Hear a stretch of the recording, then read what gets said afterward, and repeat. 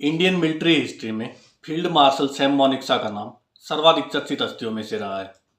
और अब जब उन पर एक बायोपिक सैम बहादुर बन चुकी है तो इससे वे काफ़ी ज़्यादा चर्चा में आ गए हैं।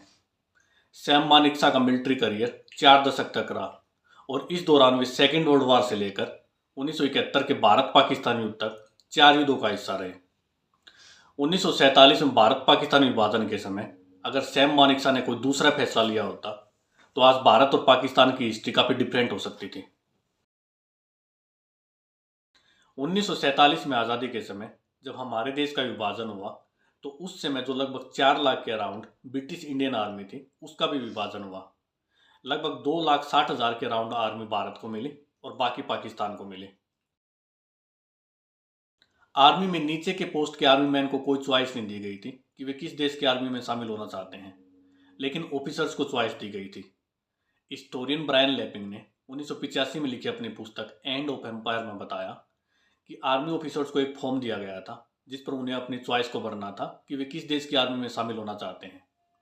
ज़्यादातर हिंदुओं और सिखों के लिए कोई ऑप्शन नहीं था क्योंकि पाकिस्तान उन्हें अपनी आर्मी में नहीं रखता, लेकिन जो मुस्लिम ऑफिसर थे और जिनका घर भारत में पड़ता था उन्होंने भारत की आर्मी को ज्वाइन करना बेहतर समझा क्योंकि उनका मानना था कि एक सेकुलर देश के लिए सेकुलर आर्मी की ज़रूरत है। क्रिश्चियन और पारसी ऑफिसर्स को भी सेम चॉइस दी गई थी। सैम मोनिक्सा जो कि उस समय आर्मी में मेजर थे, वे अमृतसर की एक पारसी फैमिली से बिलोंग करते थे। हालांकि वे ओरिजिनली बॉम्बे से थे। उन्होंने अपने जीवन के कुछ शुरुआती वर्ष पंजाब में बिताए। उसके बाद वो स्टडी के लिए नैनीताल के शेरवुड कॉलेज चले गए।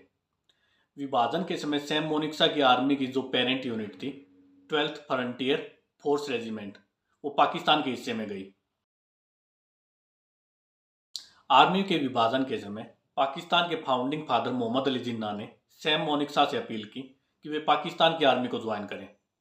अगर वे पाकिस्तान की आर्मी को ज्वाइन करते तो उनके तेज़ी से प्रमोशन हो सकते थे, लेकिन सैम मोनिक्सा ने पाकिस्तान की आर्मी को ज्वाइन ना करके भारत की आर्मी को ज्वाइन करना बेहतर समझा। भारत की आर्मी को ज्वाइन करने के बाद उन्हें 16th पंजाब रेजिमेंट में ट्रांसफ़र किया गया। उसके बाद वे 5th गोरखा राइफल्स में लेफ्टिनेंट कर्नल के तौर पर नियुक्त हुए, जहाँ पर उन्हें सैम बहादुर नाम मिला। 1947-48 में भारत पाकिस्तान युद्ध के समय उन्हें मिलिट्री ऑपरेशन डायरेक्टरेट के आर्मी हेडक्वार्टर में नियुक्त किया गया।